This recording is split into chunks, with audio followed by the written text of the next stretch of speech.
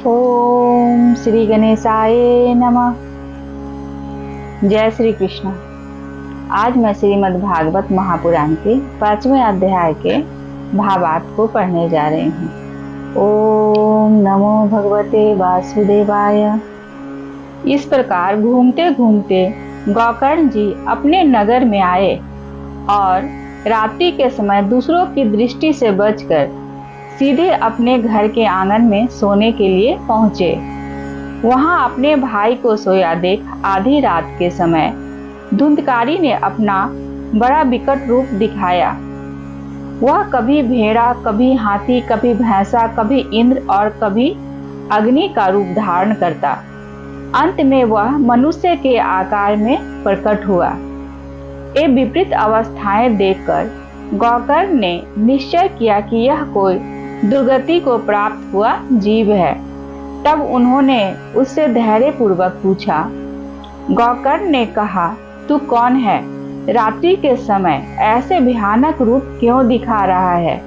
तेरी यह दशा कैसे हुई? हमें बता तो सही। तू प्रेत है, पिशाच है अथवा कोई राक्षस है? सूत जी कहते हैं, गोकर्ण के इस प्रकार पूछने पर वह बार बार जोर जोर से रोने लगा। उसमें बोलने की शक्ति नहीं थी, इसलिए उसने केवल संकेत मात्र किया। तब गोकर्ण ने अंजलि में जल लेकर उसे अभिमंत्रित करके उस पर छिड़का। इससे उसके पापों का कुछ शमन हुआ और वह इस प्रकार कहने लगा। प्रेत बोला, मैं तुम्हारा भाई हूँ, मेरा नाम है धुंधकारी। मैंने अपने ही दोष से अपना ब्रह्मणत्व नष्ट कर दिया।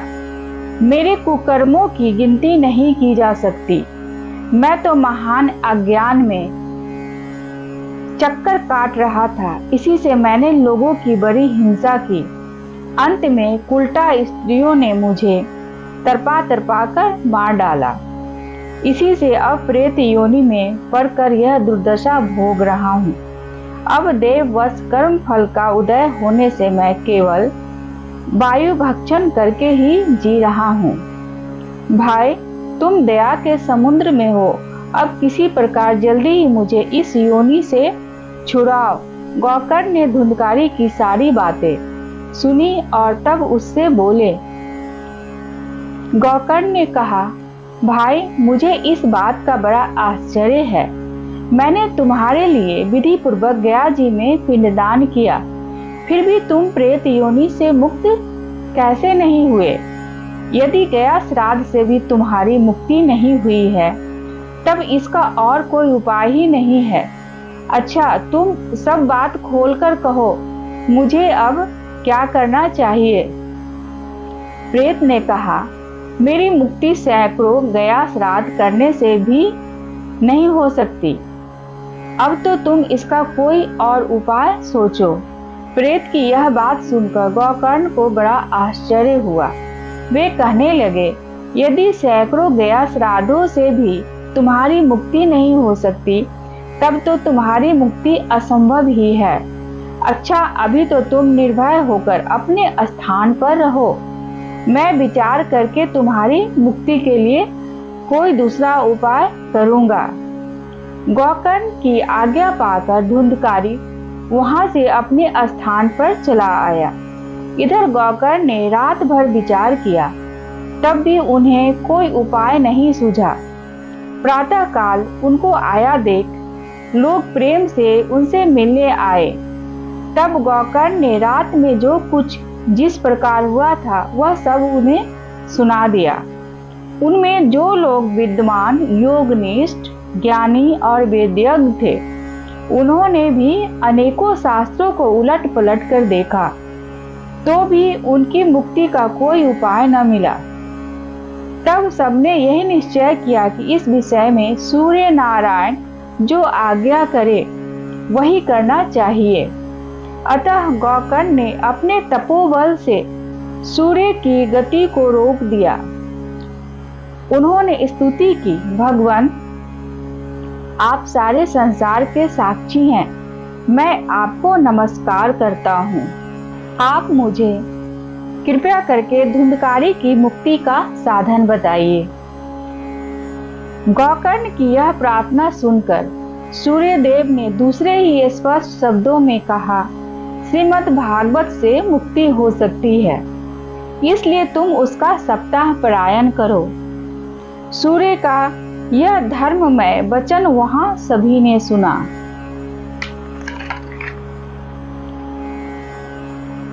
तब सबने यही कहा कि प्रयत्न पूर्वक यही करो। यह साधन बहुत सरल है। अतः गोकर्ण जी भी तदनुसार निश्चय करके कथा सुनाने के लिए तैयार हो गए। देश और गांवों से अनेकों लोग कथा सुनने के लिए आए। बहुत से लंगड़े, लूले, अंधे, बूढ़े और मंदबुद्धि पुरुष भी अपने पापों की निवृत्ति के उद्देश्य से वहां आ पहुंचे। इस प्रकार वहां इतनी भीड़ हो गई कि उसे देखकर देवताओं को भी आश्चर्य होता था। जब गोकर्ण जी व्यास गद्दी पर बैठकर कथा कहने लगे, तब वह प्रेत भी वहां आ पहुंचा और इधर उधर बैठने के लिए स्थान ढूंढने लगा। इतने में ही उसकी दृष्टि एक सीधे रखे हुए 7 गांठ के बांस पर पड़ी। उसी के नीचे के छिद्र में घुसकर वह कथा सुनने के लिए बैठ गया। वायु रूप होने के कारण वह बाहर कहीं बैठ नहीं सकता था, इसलिए बांस में घुस गया। गोकर्ण जी ने एक वैष्णव ब्राह्मण को मुख्य श्रोता बनाया और प्रथम स्कंद से ही स्पष्ट स्वर में कथा सुनानी आरंभ कर दी। सायंकाल में जब कथा को विश्राम दिया गया, तब एक बड़ी विचित्र बात हुई। वहां सभासदों के देखते देखते उस बांस की एक गांठ तर तर्क शब्द फट गई। इसी प्रकार दूसरे दिन सायंकाल से दूसरी गांठ फटी और तीसरे दिन उसी समय तीसरी। इस प्रकार 7 दिनों में 7 गांठों को फोड़कर धुंधकारी 12 स्कंदों के सुनने से पवित्र होकर प्रेत योनि से मुक्त हो गया और दिव्य रूप धारण करके सबके सामने प्रकट हुआ। उसका मेघ के समान श्याम शरीर पीतांबर और तुलसी की मालाओं से सुशोभित था तथा सिर पर मनोहर मुकुट और कानों में कमनीय कुंडल झिलमिला रहे थे। उसने तुरंत अपने भाई गोकर्ण को प्रणाम करके कहा, भाई, तुमने कृपा करके मुझे प्रेत योनि की यातनाओं से मुक्त कर दिया। यह प्रेत पीड़ा का नाश करने वाली श्रीमद् भागवत की कथा धन्य है तथा श्री कृष्ण चंद्र के धाम की प्राप्ति करने वाला इसका सप्ताह पारायण भी धन्य है। जब सप्ताह श्रवण का योग लगता है, तब सब पाप थर्रा उठते हैं कि अब यहाँ भागवत की कथा जल्दी ही हमारा अंत कर देगी। जिस प्रकार आग गीली सूखी छोटी बड़ी सब तरह की लकड़ियों को जला डालती है, उसी प्रकार यह सप्ताह श्रवण मन, वचन और कर्म द्वारा किए हुए नए पुराने छोटे बड़े सभी प्रकार के पापों को भस्म कर देता है।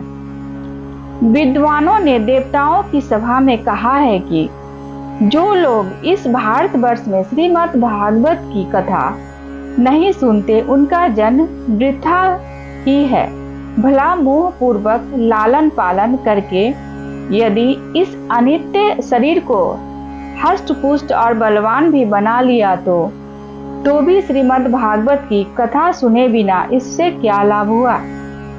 अस्थियां ही इस शरीर के आधार स्तंभ है।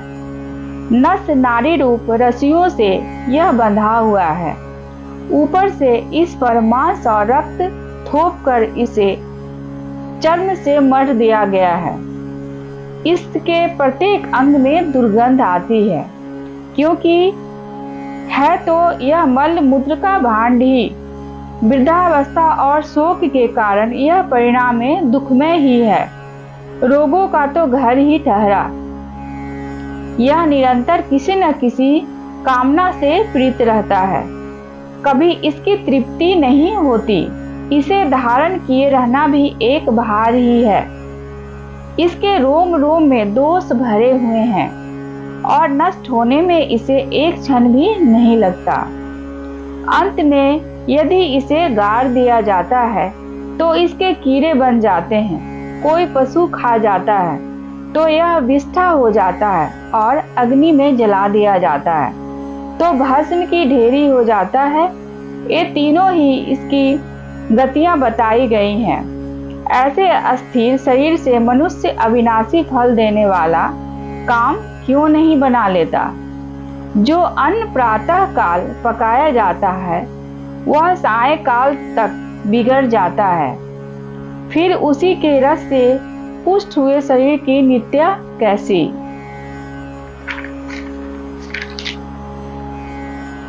इस लोक में सप्ताह श्रवण करने से भगवान की शीघ्र ही प्राप्ति हो सकती है। अतः सब प्रकार के दोषों की निवृत्ति के लिए एकमात्र यही साधन है। जो लोग भागवत की कथा से वंचित हैं वे तो जल में बुदबुदे और जीवों में मच्छरों के समान केवल मरने के लिए ही पैदा होते हैं। भला जिसके प्रभाव से जड़ और सूखे हुए बांस की गांठें फट सकती है, उस भागवत कथा का श्रवण करने से चित्त की गांठों का खुल जाना कौन बड़ी बात है। सप्ताह श्रवण करने से मनुष्य के हृदय की गांठ खुल जाती है। उसके समस्त संशय छिन्न भिन्न हो जाते हैं और सारे कर्म छिन्न हो जाते हैं। यह भागवत कथा रूप तीर्थ संसार के कीचड़ को धोने में बड़ा ही पटु है। विद्वानों का कथन है कि जब यह हृदय में स्थित हो जाता है तब मनुष्य की मुक्ति निश्चित ही समझनी चाहिए। जिस समय धुंधकारी ये सब बातें कह रहा था, जिसके लिए बैकुंठवासी पार्षदों के सहित एक विमान उतरा, उससे सब ओर मंडलाकार प्रकाश फैल रहा था। सब लोगों के सामने ही धुंधकारी उस विमान पर चढ़ गया। तब उस विमान पर आए हुए पार्षदों को देखकर उनसे गौकर्ण ने यह बात कही। गौकर्ण ने पूछा, भगवान के प्रिय पार्षदों, यहाँ हमारे अनेकों शुद्ध हृदय श्रोतागण हैं। वह उन सब के लिए आप लोग एक साथ बहुत से विमान क्यों नहीं लाए? हम देखते हैं कि यहाँ सभी ने समान रूप से कथा सुनी है। फिर फल में इस प्रकार भेद क्यों हुआ, यह बताइए। भगवान के सेवकों ने कहा, हे मानद, इस फल भेद का कारण इनके श्रवण का भेद ही है। यह ठीक है कि श्रवण तो सबने समान रूप से ही किया है, किंतु इसके जैसा मनन नहीं किया। इसी से एक साथ भजन करने पर भी उसके फल में भेद रहा। इस प्रेत ने 7 दिनों तक निराहार रहकर श्रवण किया तथा सुने हुए विषय का स्थिर चित्त से यह खूब मनन निधि ध्यासन भी करता रहता था। जो ज्ञान दृढ़ नहीं होता वह व्यर्थ हो जाता है। इसी प्रकार ध्यान न देने से श्रवण का संदेह से मंत्र का और चित्त के इधर उधर भटकते रहने से जप का भी कोई फल नहीं होता। वैष्णव विहीन देश अपात्र को कराया हुआ श्राद्ध का भोजन, आश्रयोत्तरीय को दिया हुआ दान एवं आचारहीन कुल, इन सब का नाश हो जाता है। गुरु वचनों में विश्वास, दीनता का भाव, मन के दिशों पर विजय और कथा में चित्त की एकाग्रता इत्यादि नियमों का यदि पालन किया जाए तो श्रवण का यथार्थ फल मिलता है। यदि ये श्रोता फिर से श्रीमद् भागवत की कथा सुने तो निश्चय ही सबको बैकुंठ की प्राप्ति होगी। और गौकर्ण जी, आपको तो भगवान स्वयं आकर गोलोक धाम में ले जाएंगे। यूं कहकर वे सब पार्षद हरि कीर्तन करते बैकुंठ लोक को चले गए। श्रावण मास में गोकर्ण जी ने फिर भी उसी प्रकार सप्ताह क्रम में कथा कही और उन श्रोताओं ने उसे फिर सुना। नारद जी इस कथा की समाप्ति पर जो कुछ हुआ वह सुनिए। वहां भक्तों से भरे हुए विमानों के साथ भगवान प्रकट हुए। सब ओर से खूब जय जयकार और नमस्कार की ध्वनियां होने लगी। भगवान स्वयं हर्षित होकर अपने 5 जन्य शंख की ध्वनि करने लगे और उन्होंने गोकर्ण को हृदय से लगाकर अपने ही समान बना लिया। उन्होंने क्षण भर में ही अन्य सब श्रोताओं को भी मेघ के श्याम वर्ण रेशमी पीताम्बरधारी तथा किरीट और कुंडलादि से विभूषित कर दिया। उस गांव में कुत्ते और चंडाल पर्यंत जितने भी जीव थे वे सभी गोकर्ण जी की कृपा से विमानों पर चढ़ लिए गए तथा जहाँ योगी जन जाते हैं उस भगवत धाम में वे भेज दिए गए। इस प्रकार भक्त वत्सल भगवान श्री कृष्ण कथा श्रवण से प्रसन्न होकर गोकर्ण जी को साथ ले अपने ग्वाल वालों के प्रिय गोलोक धाम में चले गए। पूर्व काल में जैसे अयोध्यावासी भगवान श्री राम के साथ साकेत धाम स्थिधारे थे, उसी प्रकार भगवान श्री कृष्ण उन सबको योगी दुर्लभ गोलोक धाम ले गए, जिस लोक में सूर्य चंद्रमा और सिद्धों की भी कभी गति नहीं हो सकती, उसमें वे श्रीमद् भागवत श्रवण करने से चले गए। नारद जी सप्ताह यज्ञ के कथा श्रवण करने से जैसा उज्जवल फल संचित होता है, उसके विषय में हम आपसे क्या कहें।